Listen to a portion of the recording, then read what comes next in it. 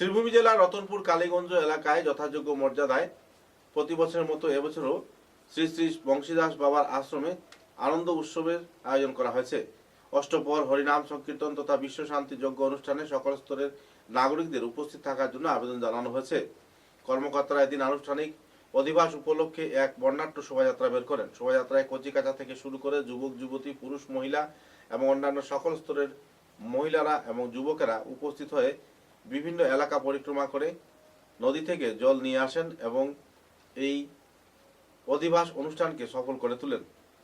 কি করে চলবে দুদিনের যজ্ঞ, কেমন করে চলছে যজ্ঞ, কত বছর ধরে চলছে যজ্ঞ এবং এই যজ্ঞের উদ্দেশ্যটা কি, বংশীদাস বাবার আশ্রমের ইতিবৃত্তান্ত কি, এ ব্যাপারে বিস্তারিত তথ্য তুলে ধরলেন কমিটির কর্মকর্তারা।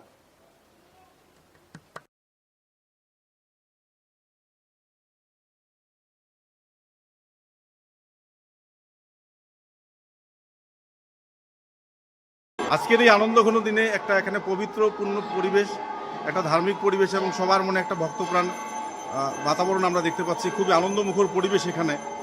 কি বলতে চাইবেন দেশ দোষের বিরুদ্ধে এবং এবারে উৎসবে বিশেষত্ব কি থাকছে? প্রথমে আমি আপনাকে ধন্যবাদ জানাচ্ছি। তারপরে আজকে শ্রী শ্রী বংশীদাস বাবার আশ্রমে শুভ অধিবাস কীর্তন আরম্ভ হবে সকাল 7 ঘটিকা থেকে। দুপুর 2 ঘটিকা থেকে আমাদের এখানে আরম্ভ হবে পূর্ণকট গঙ্গা আহ্বায়ন যাকে বলে তথা পদযাত্রা। আজকের এই 25তম শ্রী শ্রী বংশীদাস বাবার আশ্রমের একটা ঐতিহ্যবাহী আশ্রম, যেটা বরাক তথা সমস্ত আসাম রাজ্য এবং ত্রিপুরা রাজ্যের মধ্যে একটি আমাদের বংশীদাস বাবার মন্দির, যেটা যে কোনোদিন দেখেনি সে হয়তো আমি মনে করব যে অনেক দুর্ভাগ্য। যারা এসেছেন ওরা তো বলবেনই, যারা আসেন নাই ওদেরকে আসার জন্য আমি অনুরোধ করছি বারবার আসবেন। আজকে হবে আমাদের 7 ঘটিকা থেকে শুভ অধিবাস। কালকে সমস্ত দিন সমস্ত রাত্র থাকবে। অনেক বদ্ধভূত আসবেন, যারা আসবেন তারা তো দেখেছেন বা দেখবেন, যারা আসে নাই তারা অনেক দুর্ভাগ্য, আমি বলবো ওদের দুর্ভাগ্য। 60 থেকে 70,000 লোকে ওই কালকে দুপুরবেলা প্রসাদ গ্রহণ করবে। এটা কিন্তু বরাকের ঐতিহ্যবাহী একটা বংশীদাস বাবার মন্দির। সবচেয়ে আকর্ষণীয় কীর্তনীয় দল কোনটা আসছে আর কতটা দল আসছে? গত বছর আমরা চেষ্টা করেছিলাম বাংলাদেশ থেকে দল আনার জন্য। ওই বছর আমরা যখন সেই কীর্তনের এই ডিসিশনটা নিয়েছি, সেই সময় কিন্তু আমরা সেই রকম বাইরে থেকে বাংলাদেশ থেকে কোনো কীর্তনী আনতে পারিনি।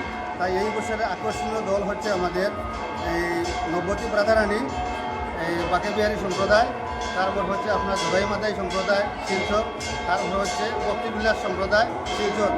আর বিশেষ আকর্ষণ হলো আমাদের বৃন্দাবন থেকে আগত বৃন্দাবন দাস বাবাজি, গোপাল বাবাজি যাকে বলে রাধাকুণ্ড নিবাসী, তিনি অধিবাস এবং অবিলম্ব কীর্তন করবেন। উত্তর পূর্বাঞ্চলের বিভিন্ন এলাকা থেকে ভক্তপ্রাণ নাগরিকরা এখানে আসেন। আসেন। তো সেই জায়গায় দাঁড়িয়ে তাদেরকে কি বলতে চাইবেন? আগামীকাল বা আজকে যারা আসছেন বা আগামীকাল যারা আসবেন, তারা কোন সময় আসলে ভালো হয়? আগামীকাল যারা ত্রিপুরা থেকে আসবেন তথা ধর্মনগর থেকে আসবেন, আমি আশা রাখবো ওরা 10টার আগে যেন এসে পৌঁছে যায়, নাহলে অনেক লোক এখানে বসার জায়গাও দিতে আমাদের অসুবিধা হয়। আর লোকালিটি যারা তো আসেন তাদেরই তো অনেকেরই জানা কোন সময় আসতে হবে বা কোন সময় কী হয়। আর আপনাকেও আমি বিশেষ করে বলবো আপনি আগামীকালকে আপনিও থাকবেন। এই পরিবেশ, যে আনন্দময় পরিবেশ, সেটা আপনিও উপভোগ করবেন। তো একবার দেখার পরে আপনিও বলবেন যে না, জীবনের প্রথম আমরা একটা এইরকম একটা সনাতনী ধর্ম অনুষ্ঠান তথা একটা মন্দির দেখেছি, বা এই মন্দিরে কী আনন্দ হয়, কীরকম কীর্তন হয়, কীরকম ভক্তের সমাগম হয়, সেটা আপনিও অনুভব করতে পারবেন। এই শুভ লগ্নে আমাদের শ্রী শ্রী বংশীদাস বাবার আশ্রম থেকে জল ভরানো অনুষ্ঠানটি প্রবাহ হবে আমাদের এই তেলেগালাফের দশমী ঘাটে। সবাই আমরা পৌঁছিব, সেখান থেকে আমরা অধিবাসের জল নিয়ে একত্রে মিলিয়া আমরা সবাই বংশীদাস আশ্রমে এসে এই অধিবাসে জলটুকু আমরা গ্রহণ করব এবং বাবার আশীর্বাদ কামনা করব।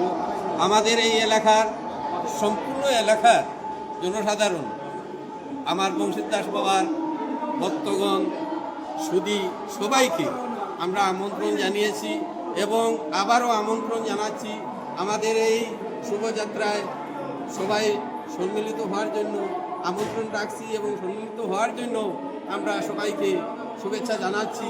এবং অধিবাস আজকের দিনে, আজকে বিকালে অধিবাস আরম্ভ হবে, আগামীকালকে কীর্তন, বৃহস্পতিবারে পূর্ণা হবে। তাই সবার শুভ কামনা আমি আশা রাখছি, এই বলেই আমার। বংশীদাস বাবার আশ্রমে এবারে 25তম শতবার্ষিকী উপলক্ষে আমরা মহাসংকীর্তন প্রতিবারের নিয়ে এবারও আরম্ভ করেছি। এবার একটি নতুন পর্ব আমরা শুরু করেছি। আমাদের বংশীদাস মন্দির থেকে তেলিকলপাড় নদীর ঘাট থেকে জল গড়িয়ে আনার জন্য সকল মাকে, বোনকে, বাবারাকে আমরা আহ্বান করেছি। আমরা আজকে দুপুর 1টায় বংশীদাস থেকে রওনা হয়ে তেলিকলপাড় নদীর ঘাটে গিয়ে আমরা জল গড়িয়ে আনবো। এই আমাদের শোভাযাত্রা আমরা শুরু করবো, ইতিমধ্যেই আমরা শুরু করব। তাই আজকে অধিবাস, আগামী করলে আমাদের মহাসংকীর্তন, সেই সংকীর্তনে প্রায় লক্ষাধিক মানুষ হয়ে যায় এখানে। আমরা মানুষ সমুদ্র মনে করি।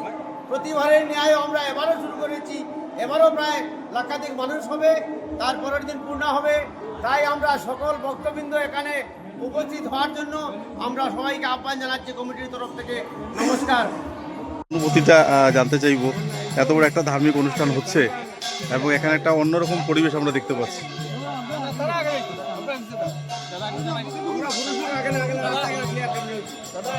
আমরা সবাই জানি গ্রাম বরাকের সবচেয়ে প্রাচীন এই ধর্মীয় প্রতিষ্ঠান শ্রী শ্রী বংশীদাস বাবার আশ্রমে এই বাৎসরিক মহোৎসব উপলক্ষে হাজার হাজার মানুষ সমস্ত বরাক উপত্যকা থেকে আসেন। ওরা স্বতঃস্ফূর্তভাবে এই হরিনাম যজ্ঞে অংশগ্রহণ করেন। এবারও তার ব্যতিক্রম নয়। আজ এই মঙ্গলঘট পূর্ণ করার উদ্দেশ্যে আমরা এখন এই বর্ণাঢ্য শোভাযাত্রার মাধ্যমে আমরা যাব এই তেলিখালের বার পর্যন্ত। সেখান থেকে আমরা মঙ্গলঘট পূর্ণ করে আবার বর্ণাঢ্য শোভাযাত্রার মাধ্যমে এই বংশীদাস বাবার আশ্রমে আসবো। আজ হচ্ছে এই ভুবন মঙ্গল শ্রী শ্রী অষ্টপ্রহর ব্যাপী হরিনাম যজ্ঞের শুভ অধিবাস।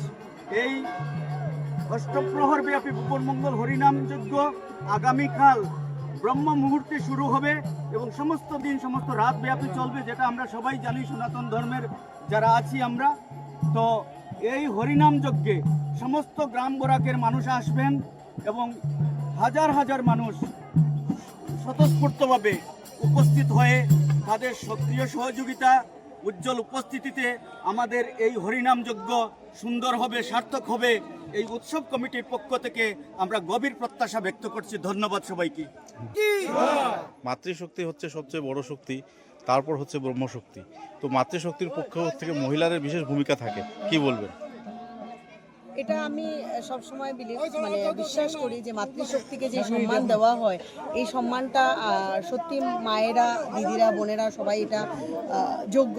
কিন্তু তারপরেও আমি সবসময় আমার দাদা, ভাই, বাবা, তুলনীয় যারা আছেন সবাইকে আমি ধন্যবাদ জানাই। সমাজে যে পুরুষ সমাজ যখন পর্যন্ত আমাদের মহিলাদেরকে যে এই স্থানটা দিয়েছে, আমাদেরকে এই শ্রদ্ধা, এই অনুরাগ দেখান, অনুরাগের স্থান করে রাখেন, এটা তখনই পসিবল হয় যখন পুরুষ সমাজ শিক্ষিত এবং জ্ঞানী হয়ে মহিলাদেরকে এগিয়ে দেন। কারণ আমি সবসময় বিশ্বাস করি একজন মহিলা যখনই যে পথে এগিয়ে যান তার পিছনে একটা শক্তিশালী পুরুষ জড়িত থাকে, সে বাবা হোক, ভাই হোক, স্বামী হোক।